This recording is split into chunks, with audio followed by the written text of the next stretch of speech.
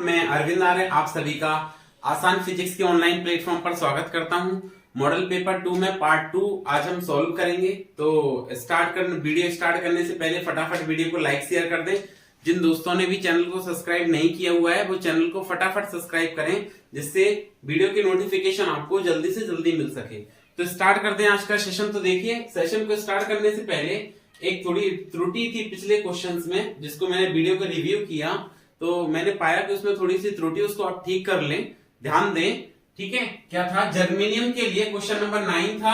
Question number पहले part का question number 9, मतलब जो हम मल्टीपल चॉइस क्वेश्चन थे उसमें क्वेश्चन नंबर 9 में कहा था जर्मेनियम के लिए संयोजकता बैंड एवं चालन बैंड के मध्य वर्जित ऊर्जा अंतराल बतलाइए। तो ध्यान दीजिए, जर्मेनियम के लिए वर्जित ऊर्जा अंतराल जो होता है वो 0.7 इलेक्ट्रॉन वोल्ट होता है, या 0. और अच्छे से लिखेंगे तो 0.72 इलेक्ट्रॉन वोल्ट होता है। ये करेक्शन कर लें आप इसमें, ठीक है। जर्मेनियम के लिए वर्जित ऊर्जा अंतराल कितना होता है? 0.72 इलेक्ट्रॉन वोल्ट। और अगर मैं सिलिकॉन की बात करूं तो सिलिकॉन के लिए होता है 1.12 इलेक्ट्रॉन वोल्ट। ये आप सही कर लें, ठीक है, याद रखें इस बात को। जर्मेनियम के लिए वर्जित ऊर्जा अंतराल जो होता है संयोजकता बैंड और चालन बैंड का वो 0.72 इलेक्ट्रॉन वोल्ट, और सिलिकॉन के लिए 1.12 इलेक्ट्रॉन वोल्ट, ठीक है।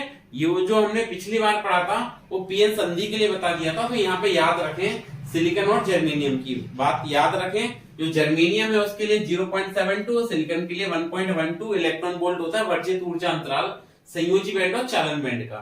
अब बात करते हैं सेक्शन नंबर बी की। इसमें हर क्वेश्चन 1.5 मार्क्स का है, 1.5 मार्क्स का है। तो क्या है? संधारित्र के श्रेणी एवं समांतर क्रम संयोजन में तुल्य धारिता का सूत्र स्थापित कीजिए और आवश्यक चित्र बनाइए। अब श्रेणी आएगा या समांतर आएगा, दोनों नहीं आएंगे एक साथ 1.5 नंबर में, 1.5 में। या तो श्रेणी पूछेंगे या समांतर पूछेंगे। तो पहले मैं श्रेणी की बात करता हूं। ये श्रेणी क्रम संयोजन है संधारित्रों का, श्रेणी क्रम संयोजन है। तो देखिए, श्रेणी क्रम संयोजन में हमने क्या कहा? माना 3 संधारित्र जिनकी धारिताएं C1, C2, C3 श्रेणी क्रम संयोजन में भी विभव स्रोत से जोड़े गए हैं। तीनों के सापेक्ष विभव क्रमशः V1, V2, V3 है। फिर से ध्यान दें, संधारित्रों के श्रेणी क्रम संयोजन में 3 संधारित्र जिनकी धारिताएं C1, C2, C3 हैं, V विभव स्रोत के सापेक्ष श्रेणी में जोड़े गए हैं इनके लिए विभव V1, V2, V3 है। तब संयोजन में प्रवाहित कुल आवेश। तो ध्यान दीजिए, श्रेणी क्रम संयोजन में आवेश का मान हमेशा नियत रहता है। आवेश हमेशा क्या रहता है? श्रेणी क्रम संयोजन में नियत रहता है, आवेश में कोई परिवर्तन नहीं होता है। अगर आवेश नियत रहता है तो संयोजन का कुल विभव करें बात, संयोजन का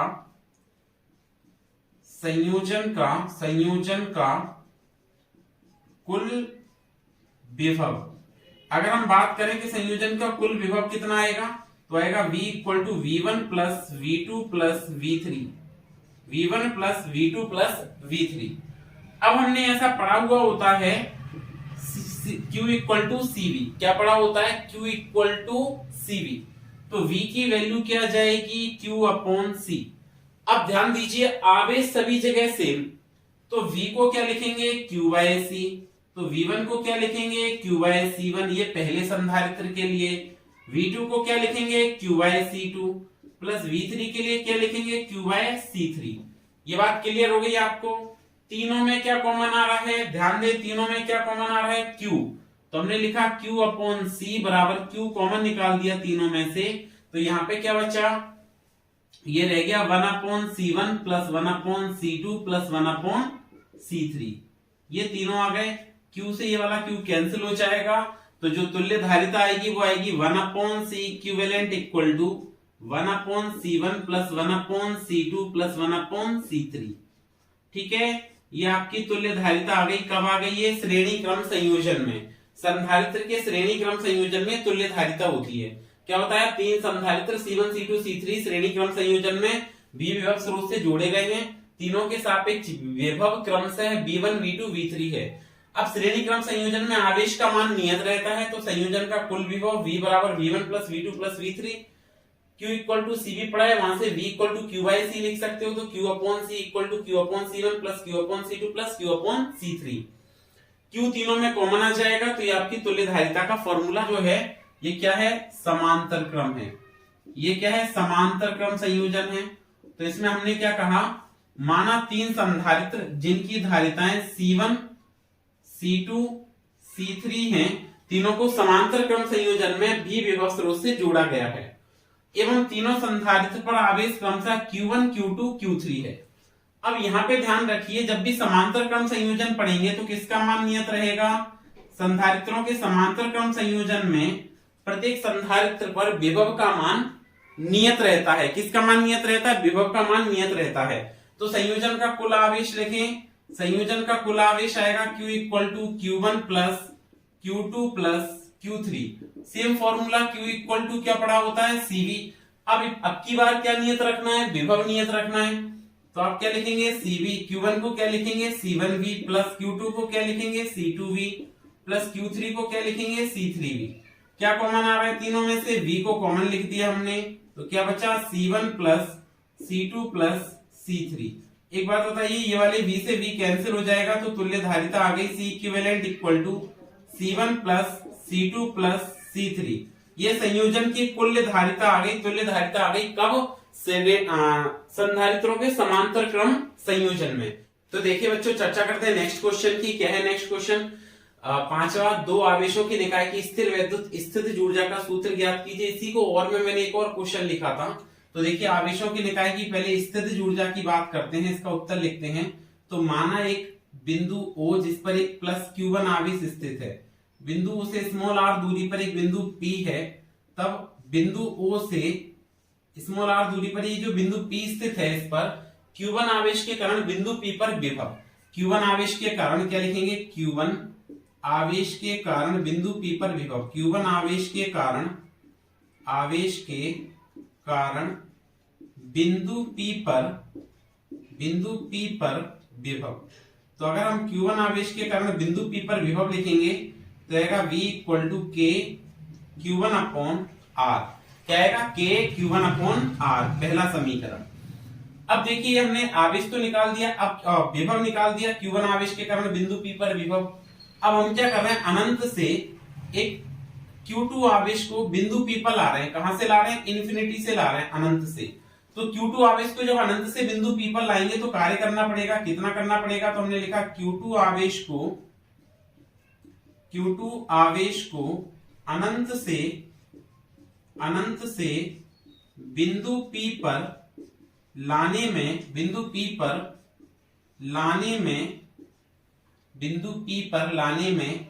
किया गया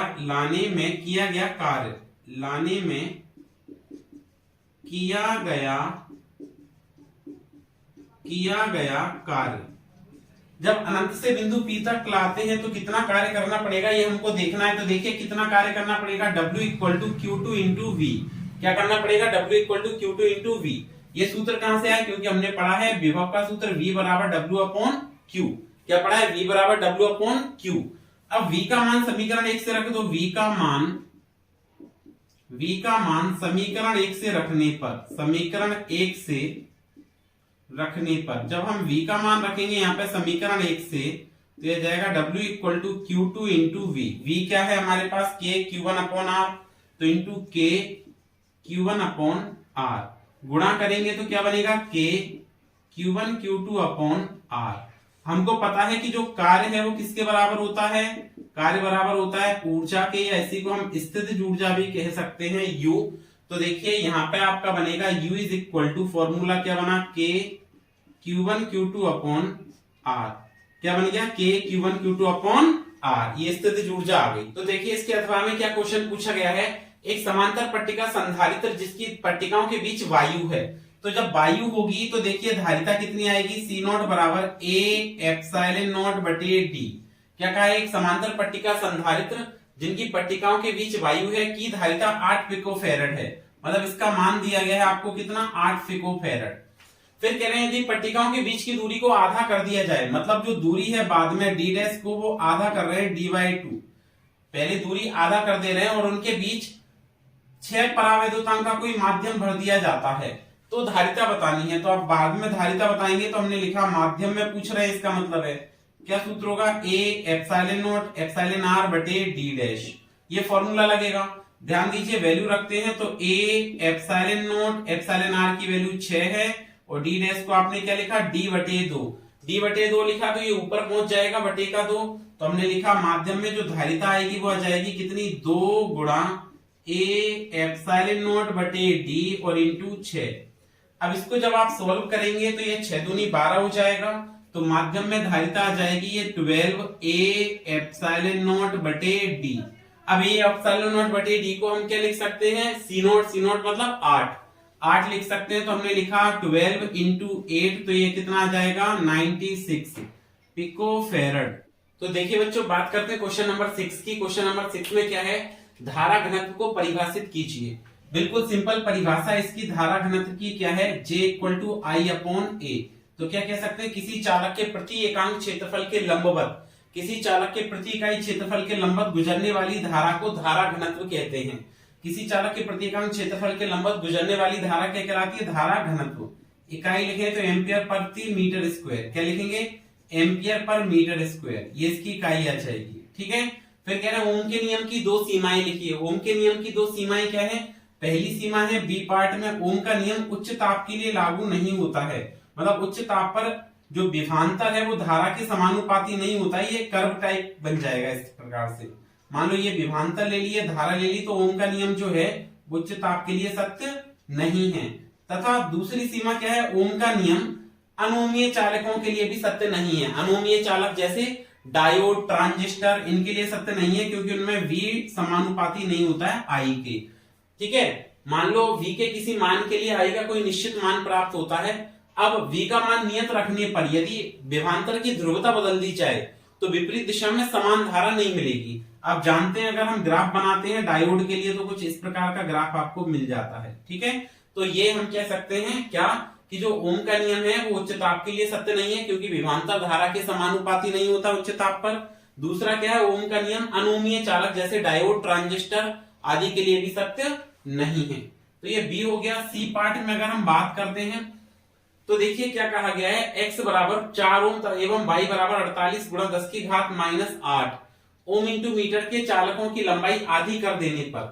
तो देखिए इसका मतलब ये x ओम में है तो ये प्रतिरोध रहा होगा, ये y ओम इंटू मीटर है, ये विशिष्ट प्रतिरोध रहा होगा। तो अगर हम प्रतिरोध की बात करें तो प्रतिरोध का सूत्र होता है R बराबर ml/ne² τ, और विशिष्ट प्रतिरोध होता है ρ = m/ne² τ। इसका मतलब प्रतिरोध जो है वो लंबाई के समानुपाती होता है। प्रतिरोध किसके समानुपाती होता है, लंबाई के। तो अगर प्रतिरोध को, लंबाई को आधा कर रहे हैं, इसका मतलब प्रतिरोध भी आधा हो जाना चाहिए। तो x का मान तो होगा 2 ओम। लेकिन विशिष्ट प्रतिरोध लंबाई पर निर्भर नहीं करता है। विशिष्ट प्रतिरोध लंबाई पर निर्भर नहीं करता है, नहीं करता, इसका मतलब इसका मान सेम रहेगा, नियत रहेगा। तो ये कितना आएगा, 48 गुणा 10 की घात -8 ओम इंटू मीटर। कितना आएगा, 48 गुणा 10 की घात -8 ओम इंटू मीटर, ये अपरिवर्तित रहेगा। तो देखिए बच्चों, नेक्स्ट क्वेश्चन डिस्कस करते क्या है, दो सेलों के विद्युत वाहक बल E1/E2 तथा आंतरिक प्रतिरोध क्रमशः R1 एवं R2 है। इन्हें श्रेणी क्रम में जोड़ने पर तुल्य विद्युत वाहक बल तथा तुल्य आंतरिक प्रतिरोध का मान ज्ञात करना है। तो देखिए चित्र है, हमने कहा माना 2 सेल हैं जिनके विद्युत वाहक बल E1 एवं E2, आंतरिक प्रतिरोध R1 एवं R2 श्रेणी क्रम संयोजन में जोड़े गए हैं। ये परिपथ में I धारा प्रवाहित करती हैं। तो जो पहला सेल है इसके पॉजिटिव और नेगेटिव इलेक्ट्रोड पर कितनी टर्मिनल वोल्टता बनेगी। तो हमने सबसे पहले लिखा कि टर्मिनल वोल्टता VAB बराबर, अगर A और B के स्तरों पर टर्मिनल वोल्टता की बात करें तो VAB बराबर ये विभवांतर आएगा VA माइनस VB। अब ये जो टर्मिनल वोल्टता है इसका मान आता है आपका E1 माइनस IR1। ध्यान रखिए टर्मिनल वोल्टता का फॉर्मूला होता है V = E minus IR, V = E minus IR। तो हम क्या लिखेंगे, VAB = E1 माइनस IR1, पहले सेल के स्तरों पर टर्मिनल वोल्टता। इसी प्रकार दूसरे सेल के स्तरों पर कितनी टर्मिनल वोल्टता आएगी, तो दूसरे सेल के लिए लिखेंगे तो हम लिखेंगे VBC, क्योंकि ये B और C बिंदुओं के बीच में जुड़ा हुआ है, B और C बिंदु के लिए जुड़ा हुआ है। तो VBC बराबर VB माइनस VC, ये दूसरे सेल के लिए टर्मिनल वोल्टता आप यहाँ पे लिखेंगे, दूसरे सेल के स्तरों पर टर्मिनल वोल्टता। तो कितनी आएगी, ये VBC बराबर E2 माइनस IR2, कितनी आएगी, E2 माइनस IR2, ये समीकरण नंबर हो गया 2। तो संयोजन की टर्मिनल वोल्टता की बात करें अगर हम, तो देखिए लिखेंगे हम संयोजन की संयोजन की टर्मिनल वोल्टता, संयोजन की टर्मिनल वोल्टता, या ऐसे भी लिख सकते हैं संयोजन के ए और सी बिंदुओं के मध्य उत्पन्न विभवांतर। तो क्या लिखेंगे हम, VAC बराबर VA माइनस VC। क्या लिखेंगे, VAC बराबर VA माइनस VC। अब हमने क्या किया, इसमें से VB को तो घटा दिया, इसमें से माइनस VC प्लस VB को आपने जोड़ दिया, या ऐसा लिख लो हमने VB को सब्ट्रैक्ट कर दिया और VB को जोड़ दिया माइनस VC। तो अब देखिए जब आपने इसको ऐसा लिखा तो देखिए ये बना VA माइनस VB और ये बना VB माइनस VC। तो आप यहाँ पे क्या लिख सकते हैं, आप लिखेंगे VAC बराबर VAB plus VBC, VAB plus VBC। VAB का मान हमको पता है समीकरण 1 से, तो VAB का मान हमने लिखा, कितना आया VAB का मान, यह आया E1 minus IR1 plus VBC का मान क्या आया, E2 माइनस IR2। तो हमने लिखा E2 माइनस IR2। अगर हम इसको लिखेंगे तो यह जाएगा VAC बराबर, यहाँ पे क्या बनेगा E1 प्लस E2, यहाँ पे क्या बनेगा E1 प्लस E2। इसमें से माइनस का I कॉमन आ रहा है दोनों में से, तो यहाँ पे क्या बचेगा R1 प्लस R2। क्या बचेगा R1 प्लस R2। ये हो गया आपका समीकरण नंबर 3। अब हमने क्या किया नेक्स्ट स्टेप में कि इन दोनों सेलों के संयोजन को किसी एक ऐसे सेल से प्रतिस्थापित कर दिया, इन दोनों सेलों के संयोजन को किसी एक ऐसे सेल से प्रतिस्थापित कर दिया जिसका तुल्य विद्युत वाहक बल E तुल्य और आंतरिक प्रतिरोध R तुल्य के बराबर है। तो तुल्य सेल के लिए टर्मिनल वोल्टता की बात करूं मैं तो VAC बराबर क्या होता है formula, E equivalent minus IR equivalent, equivalent minus IR equivalent, समीकरण नंबर 4। अब हम इनकी तुलना कर सकते हैं, तो हमने लिखा समीकरण 3 एवं 4 से। क्या लिखेंगे, समीकरण 3 एवं 4 से। तो समीकरण नंबर 3 और 4 का उपयोग करेंगे तो समीकरण 3 एवं 4 से हम लिख सकते हैं। तो देखिए तुलना करें, E इक्विवेलेंट की वैल्यू क्या आ गई आपके पास, E1 plus E2। E equivalent क्या आ गया आपके पास में, E1 प्लस E2। तो ये तुल्य विद्युत वाहक बल आ गया। आंतरिक प्रतिरोध की तुलना करें तो I की जगह माइनस I है, माइनस I की जगह माइनस I है, तो R इक्विवेलेंट क्या आ गया R1 प्लस R2। कितना आ गया R1 प्लस R2। तो ये हमारा तुल्य आंतरिक प्रतिरोध और तुल्य विद्युत वाहक बल की गणना हो गई। तो देखिए बच्चों अब चर्चा करते हैं क्वेश्चन नेक्स्ट, क्वेश्चन नंबर 8 की। क्या है, किसी प्रेरण कुंडली में संचित चुंबकीय स्थितिज ऊर्जा का सूत्र प्राप्त कीजिए। तो हमने माना एक प्रेरण कुंडली जिसका स्वप्रेरण गुणांक L है। जब इससे समय के साथ परिवर्तनशील I धारा प्रवाहित करते हैं तो इस कुंडली में समय के साथ परिवर्तनशील धारा प्रवाहित करने पर इसका फ्लक्स बदलेगा।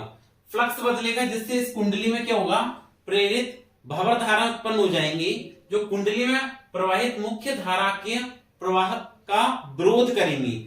इसमें प्रेरित धारा जो उत्पन्न हो रही है, प्रेरित भंवर धाराएं जो उत्पन्न हो रही है, प्रेरित धारा जो उत्पन्न हो रही है, उसके कारण क्या होगा, इस मुख्य धारा के प्रवाह का विरोध होगा। और यही प्रक्रिया हमारी क्या कहलाती है, स्वप्रेरण। क्या कहलाती है, स्वप्रेरण। तो अब ये धारा प्रवाहित करने के लिए हमको क्या करना पड़ेगा, यहाँ पे कार्य करना पड़ेगा। और कितना कार्य करना पड़ेगा, तो हमने पढ़ा है कि शक्ति बराबर कार्य करने की दर, P बराबर dW बटे dt। तो dW का सूत्र क्या आ जाएगा, P dt। ये सूत्र बन गया, इतना कार्य करना पड़ेगा। अब शक्ति का सूत्र हमने पढ़ा है कि शक्ति बराबर VI, लेकिन यहाँ पे प्रेरित विद्युत वाहक बल है तो हम लिखेंगे EI। मॉडल लगाने का मतलब इसका कैसे मान की बात कर रहे हैं, केवल पॉजिटिव वैल्यू लिखेंगे, धनात्मक मान लिखेंगे।